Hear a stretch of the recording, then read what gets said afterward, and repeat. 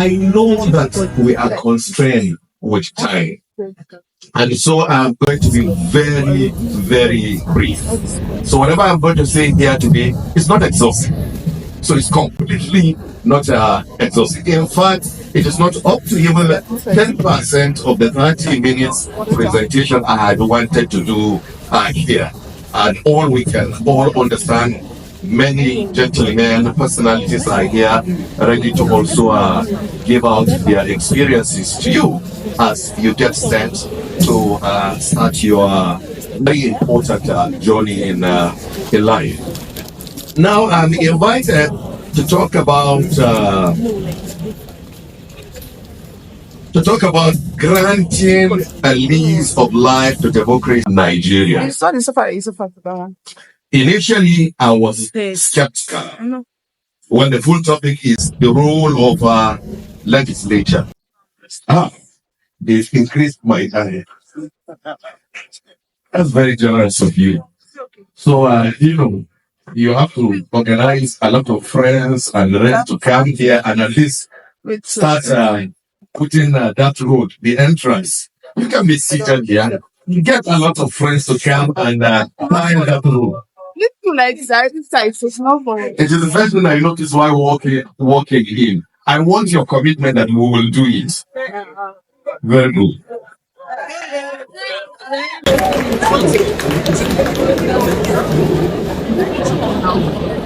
So that's the lease of life to democracy in Nigeria, the role of lawmakers. As I was saying, I was a bit skeptical at the beginning, to make it up because I was wondering, what am I going to do with a completely illegal setting?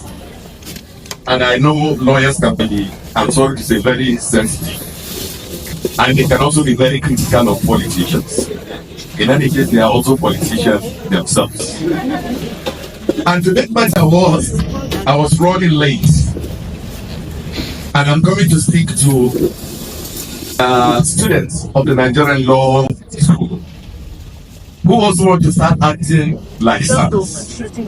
So I said I don't want to be used as a sample, as a guinea pig for trial in court, so that they can pick me up and start discussing with their dean whether there is enough ground to file charges or to file cases in court against me for not honoring their invitation. So I have to decide everything I'm doing to find my way here. Now, but if you look at the topic itself, I believe the first thing we need to do is to understand from the eyes of Nigerians, what do we think is democracy? We all went to school. So everything they tell us, democracy, government of the people, by the people, for the people. But in reality, in the eyes of Nigerians, and that is what matters, how do we interpret democracy? What democracy means in the eyes of Nigerians? I have my own personal opinion that I'm going to share with you. But just before doing that, can anyone volunteer? At least I have an attitude. I was thinking 10 minutes, they've given me 20 minutes, so I can spare some 30 seconds.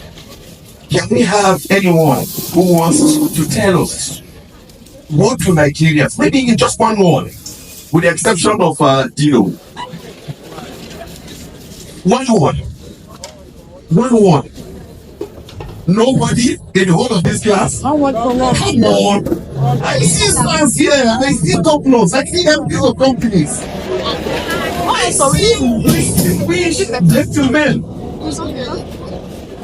Okay, let me give it the closest guy to me.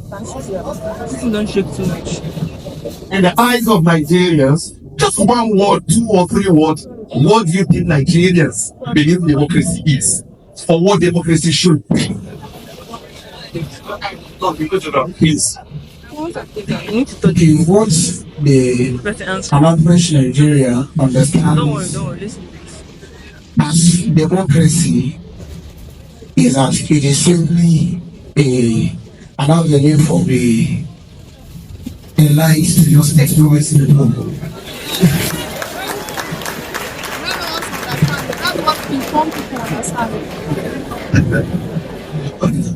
Okay, I take that because I also have bias for the academics, so I take that as a critical perspective. Can we have another perspective? Oh, let's. Oh, the gentleman there. Come. Feel free. Confident young man.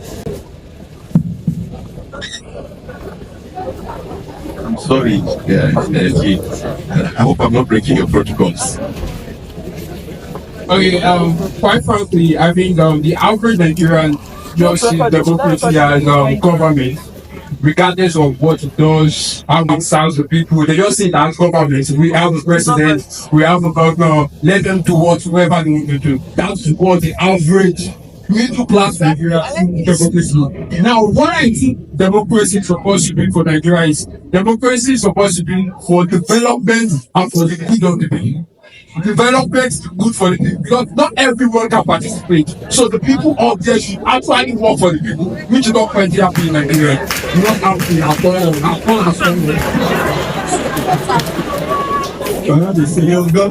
He answered the question, but he has gone to court. My hand is still find an additional demand outside the band in the scope given by his clients.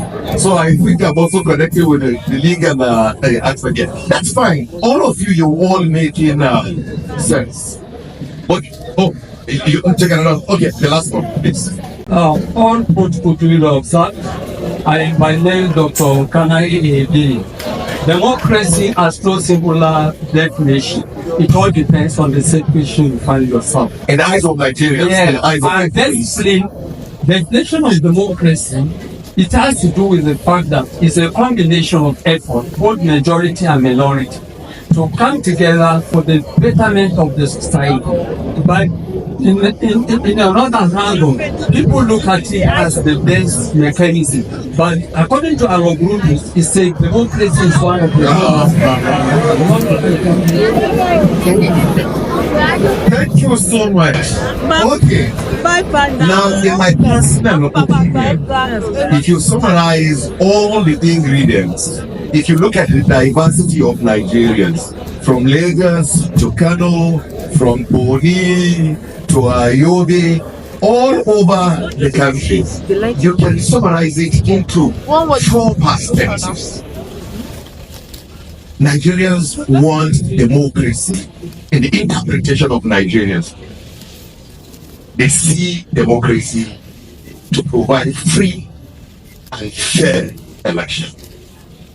They see democracy as responsible to provide peace. We see democracy as responsible to provide security. We see democracy as responsible to provide development. We see democracy as responsible ultimately to provide prosperity. In the eyes of Nigerians,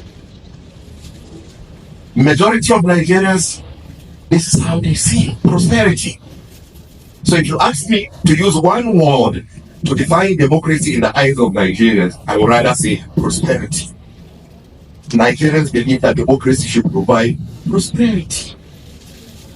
And the chain of that prosperity, in my own academic studies, in my own personal opinion, drawing around and putting all the ingredients together, I come to realize that you can take this chain of events: free and fair election, peace and security, development.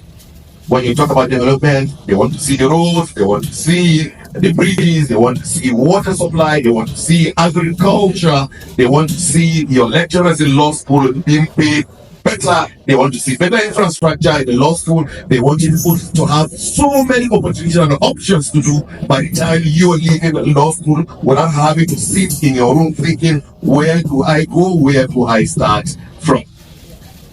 So there again, you talk about prosperity. Now, in the sense of Nigerians, who are the stakeholders? Haven't established what are the expectations of Nigerians about democracy. How do Nigerians see democracy? What do they want from democracy? So who are the stakeholders?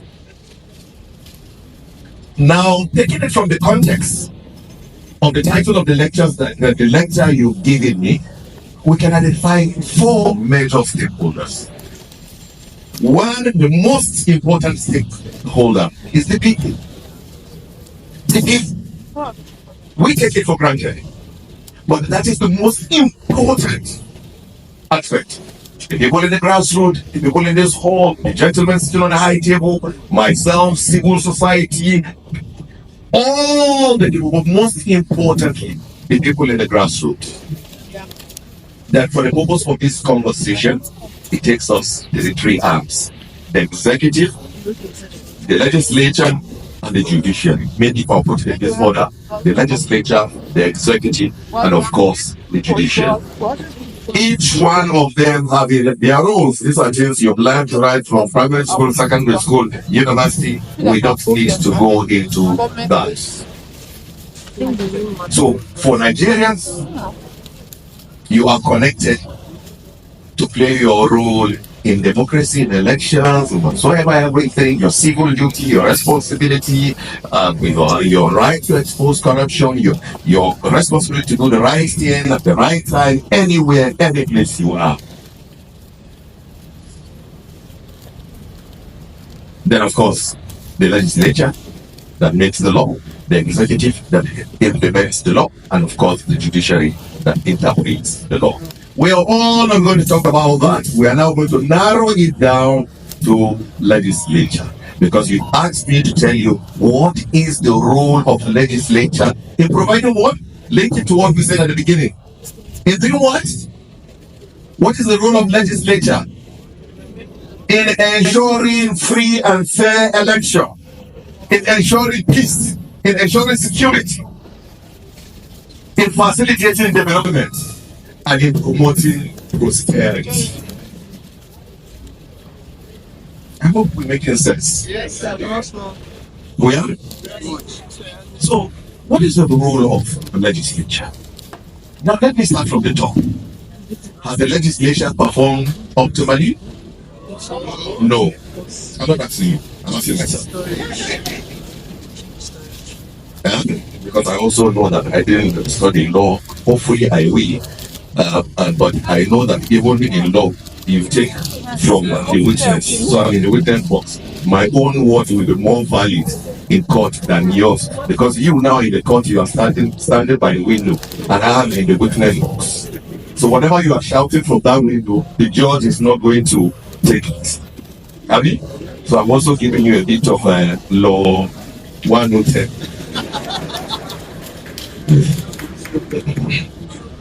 So we'll take that of the role of legislature. How the legislature have performed? Have we performed optimally? Have we performed to the potentials that we are supposed to perform? The answer is no. The candid answer is no.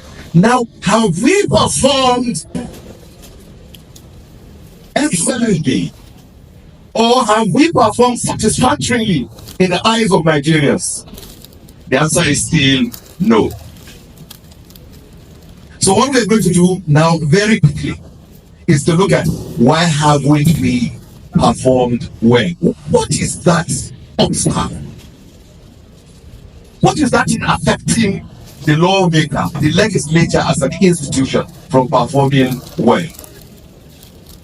But just before that, let's not forget, and that is why I've taken you to the part that probably from my little psychology knowledge will switch you before I come back to the place that you will dispute. You may dispute with me. It isn't that the legislature has not performed completely in the history of Nigerian democracy. From the point of view of protecting the democracy, you will all recall that the legislature stood to bring down the charter agenda. You've forgotten. Your legislature as an institution, once upon a time, put itself together and attempted to impeach a sitting president because they represent you. Your legislature, in terms of laws and bills, year after year, past appropriation acts as clearly stipulated in the Constitution. That is its role. The legislature has several years has served as a unifying force in this country, promoting peace and security, creating agencies like the NDTs, like the Northeast Development Commission, to ensure that they support the process of peace. So it isn't that the legislature has done nothing. But of course, I've given you an answer. Has it performed optimally, or has it performed in the eyes of Nigerians? It hasn't. So now we know the expectations of Nigerian democracy. We understand the role that the legislature should play. We have a fair idea of what the legislature has done in the past decades. But what is critical is that why has the legislature not been able to do what you expect the legislature to do? So let's try to look at it. I've mapped out just 3 or 4 points for you. 1, quality of representation. So who is responsible in electing us? Who is responsible? You. You can see them and walk on the street and say, you know, business with politics, I mean, leave them. They are politicians, they are liars. They are liars. No, you are responsible. 360 members, 109 senators. Who elected them? So the excuse will be they bribe their way. So who takes the bribe? The excuse will be they use thuggery. Who are those folks? Pick whatever excuse you will find. It is a human being that is there. So if there's a rigging in my constituency,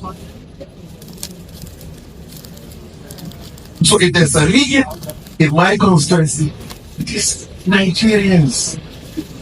In the world, the smallest unit in a democracy, in an election, is a unit. It's the smallest unit. So there's no big man that goes there. So if money is even shared in that unit, it is the papa in that unit, or the mama in that unit, or the papa in that unit that collects the money.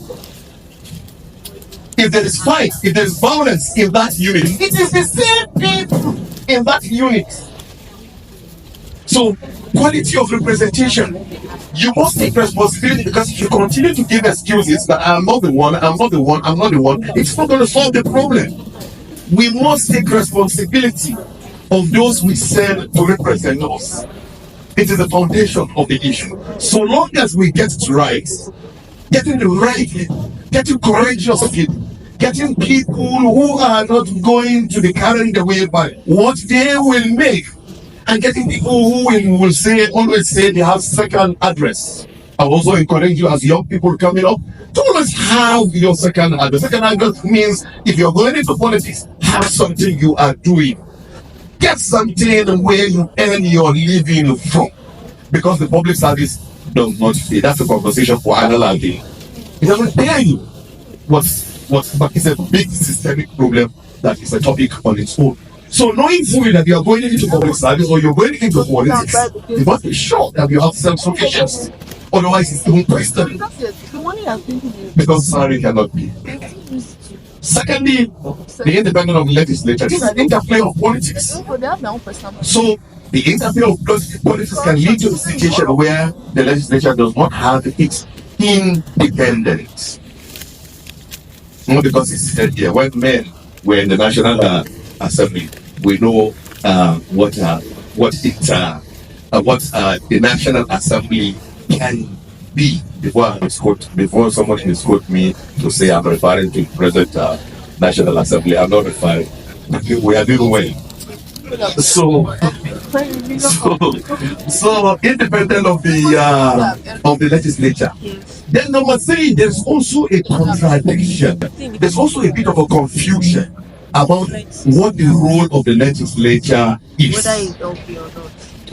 To the person in my constituency, my role is to go and bring road, to bring palliative thank you, to bring bridge for him, to build house for him, to do everything for him. But that's not the role.